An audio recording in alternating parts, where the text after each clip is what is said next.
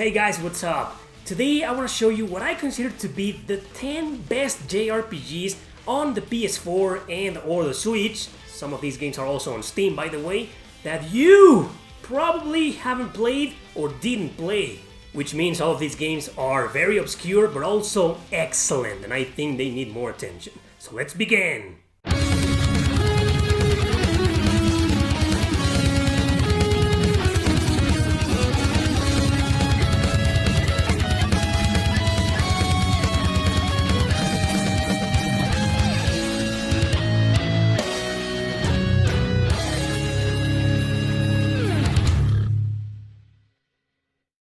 Number 10. Sentai Zero.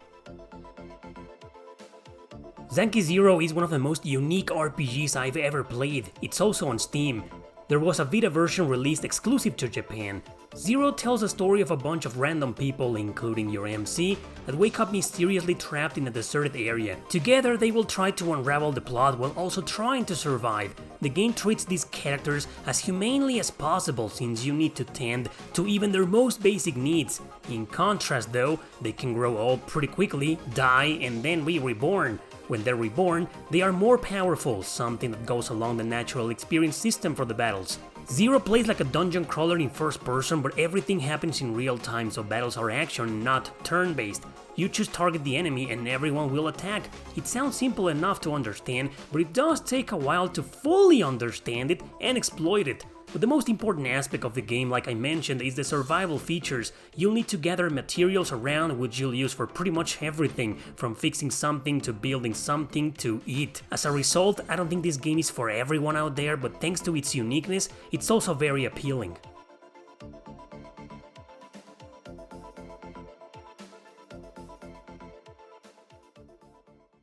Number 9. Crystar.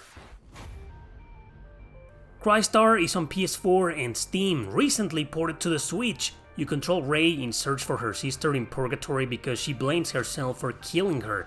After making a pact with some evil twins to get powers, she starts her quest, but she'll be joined by 3 other girls that are also on Purgatory but for different reasons. One button lets you change to any of them at any time. As an action RPG, controls are fast-paced but combo-based, so it's not a mindless button masher at all. You'll need to pay attention to these combos because sometimes enemies can take different ways to defeat. It's challenging alright, but it isn't necessarily hard. Going through long areas gives it a dungeon crawler feeling, but it's just that, a feeling. The engagement will pretty much come from defeating enemies and the sinful demons that you need to purify. There are no towns in this game, stores are found usually at the beginning of each stage. Your resting time will take place at Rei's room, where she can cry her lungs out to customize accessories, unlocking abilities. Also to spend time with her dog. Story-wise, this is a game with some modern gothic art style with beautiful visuals. It balances greatly its girl power slice of life as this is an only girls game, and knows when to go dark, twisted and tragic.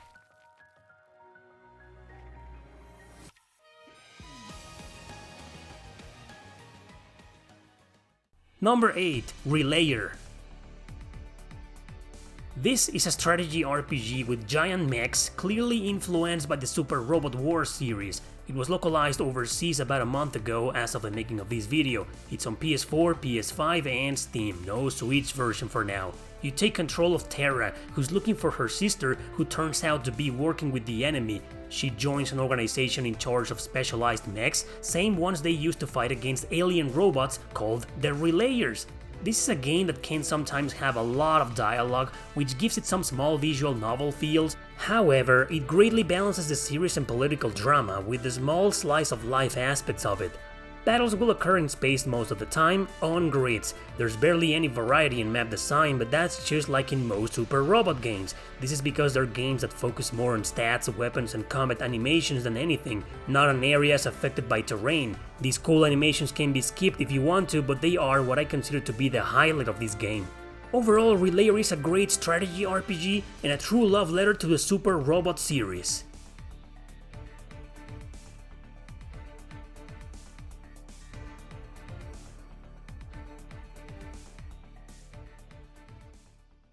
Number 7. Blue Reflection Second Light. This game is on PS4, Switch, and Steam, and it is a sequel to a rare and expensive game that stayed on PS4 and PC. Ao is a simple, average, and lazy student who one day wakes up in an abandoned school. Other girls around her age went through the same, and no one has memories of how or why they got there. Together they adapt to their circumstances and discover that they can provoke the appearance of hardscapes, distorted places full of demons that seem to be projecting their memories. So the goal of this game is to simulate a survival adventure like in Sentai Zero, gathering items and materials to build places around the school to improve the girls' lifestyle. As they explore these hardscapes, they'll get most of their memories back and also meet other girls in similar circumstances. This is a very well written story, believe it or not, and it totally shows the more you advance, especially near the end with a very disturbing plot twist.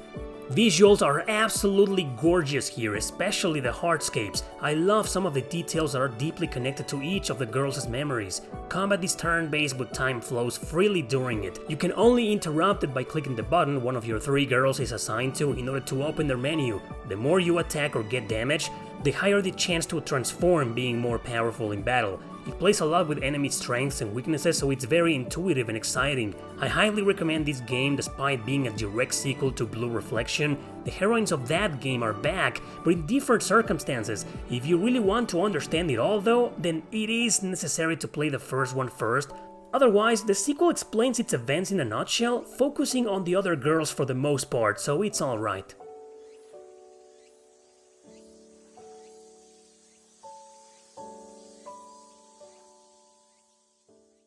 Number 6, Exist Archive, The Other Side of the Sky.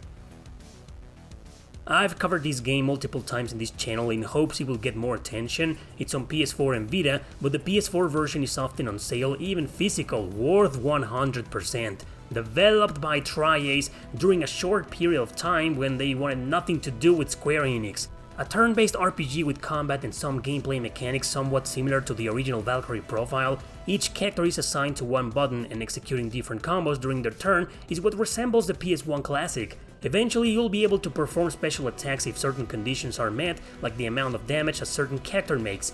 The enemy will get their own turn, and you can spend some points of the action bar to defend, same bar you use for attack mind you, so it's up to you to balance this bar however you see fit. I suggest you always defend no matter what. This is a pretty challenging game and a grind fest, but it's very rewarding. It's a story that follows a group of kids who die and wake up in what seems to be another planet.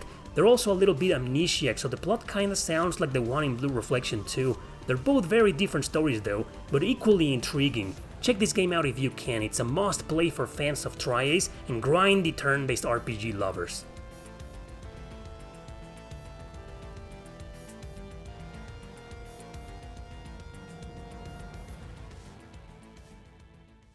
Number 5, Fuga, Melodies of Steel.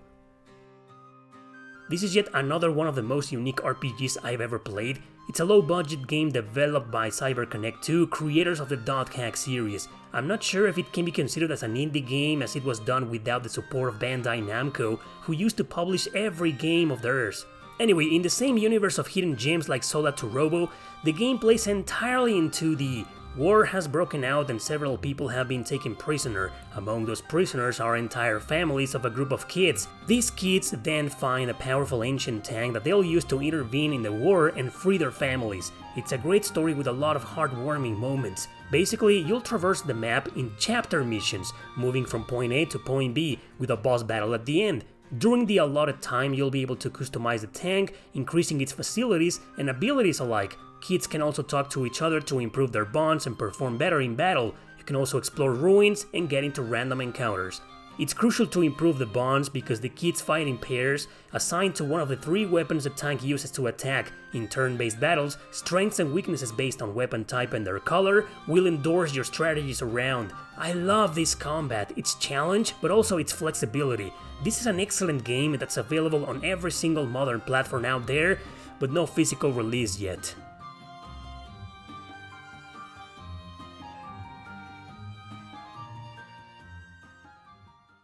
Number 4, Oninaki. Oninaki is perhaps the most overlooked game developed by Tokyo RPG Factory. It came out on PS4, Switch, and Steam, but physical versions were always kinda scarce. It's not exactly rare, but its price can be above average nowadays. It's a really dark and tragic action RPG that compels spiritualism and reincarnation beliefs. Kagachi is one of the keepers who's in charge of helping lost souls find their way to the afterlife so they can reincarnate. But after certain events, some harsh twists and tragedies will make Kagachi finally understand the horrible truth. The gameplay may give you the impression of being an isometric view, but you can move the camera all around, so it's actually a top-down view. You can only play as Kagachi, but he can make pacts with spirits that get attached to his weapon. All of them have different skills and behave in battle depending on the weapon they had when they were alive. Often you'll fight through small hordes of enemies, reaching elite monsters around and eventually a boss. It takes some time to get used to its combat, which feels slower than most action RPGs and more technical, but it's fantastic once you do. Oninaki is no masterpiece in hack and slash, but damn does it have one of the best stories I've seen in modern JRPGs.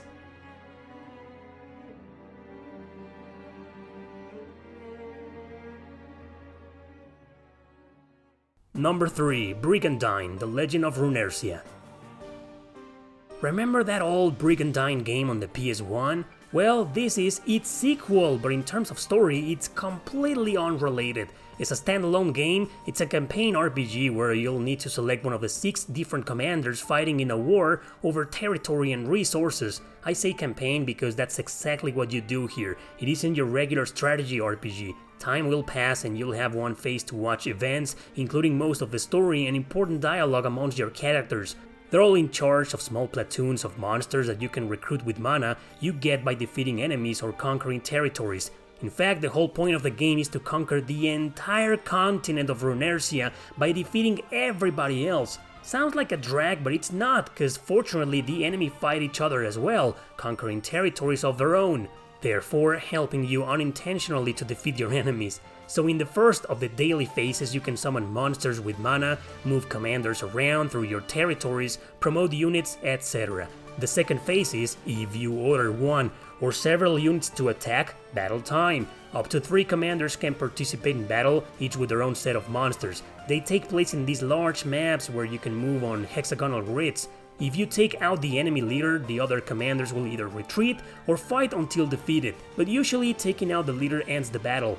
I love this game, and it's one of the best strategy RPGs of modern times. It can be found on PS4 or Switch, although beware, the physical version on either console is rare already.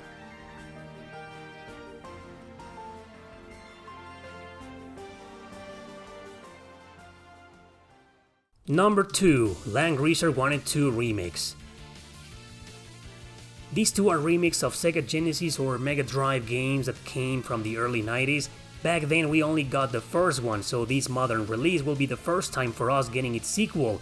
One is a sequel to the second, taking place in the same world, but many years apart.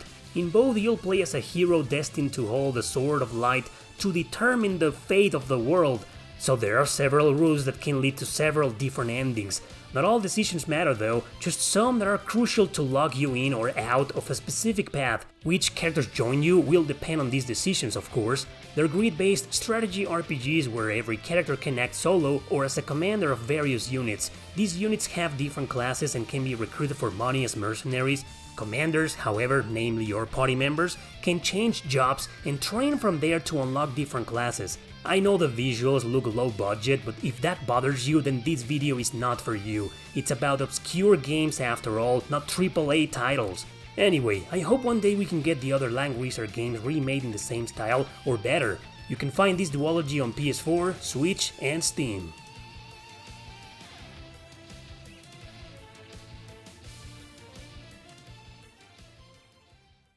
Number 1. Knights of Azure.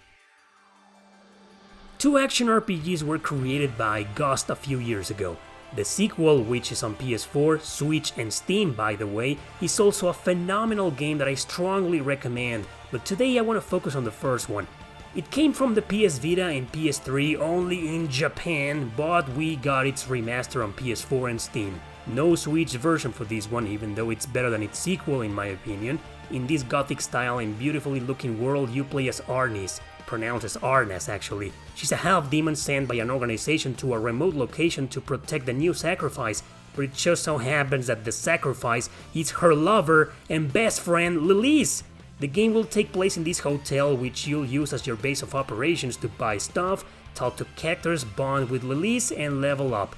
I can't show the level up part here because I fear YouTube will demonetize the video, but it's, well, very interesting to say the least. Arnas or Arnis, whatever, will constantly go to explore and re-explore the areas around the hotel in order to find the Night Lord and defeat it. Combat is hack and slash, but you only fight as Arnis with different types of attacks from light to heavy and finally special. She also finds some items that can be used to unlock creatures called servants. They will be your party members, each with different skills and classes like magical or physical, etc. The game has excellent combat and epic boss fights, as well as beautiful art style and gothic landscapes. Definitely among the best RPGs in this list, if not the best.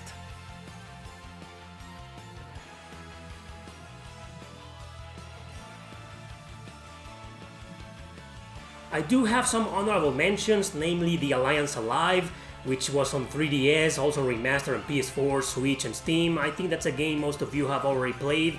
And there's also more RPGs by Tokyo RPG Factory, I Am Setsuna, Lost Sphear. Yeah, I think these games have the attention they probably deserve, though I think they still could use more. Thanks for watching, don't forget to subscribe and share this video with your friends. See you next time!